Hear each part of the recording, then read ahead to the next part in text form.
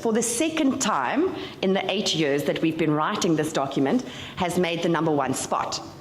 It's overtaken South Africa as the most attractive investment environment, much to the dismay of us South Africans and our media.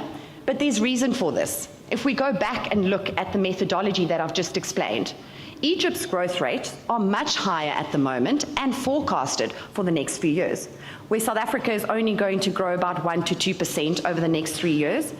Egypt is growing by 4 to 5%. And of course, Egypt is now the largest market in Africa, above Nigeria, if we look at it in purchasing power terms. South Africa is still one of the best business environments. So if we had to look at it from a risk component, South Africa will still be #1. We are still the largest markets, capital market and portfolio or equity markets, and we're the most liquid. So there's reason why we are still #2 as the most attractive investment destination. I don't want to go through all of these countries because that can take me all 30 minutes that I have to speak. But I just want to highlight that the countries that are often, well, almost all the time in the top 10 are your East African stalwarts like Kenya, Tanzania, and Ethiopia.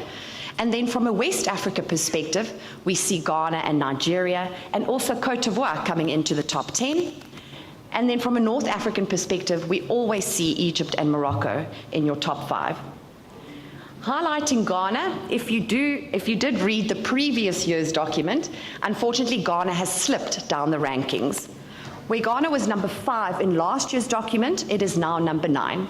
But I think we would rather leave that discussion for when we have the panel and where we will answer those questions. But in short, it is the fiscal indiscipline that we've seen in Ghana over the past few years that is now showing a delayed reflection in some of the surveys. So we can see there's still that investor concern of what is going to happen from a fiscal health perspective in Ghana over the next few years.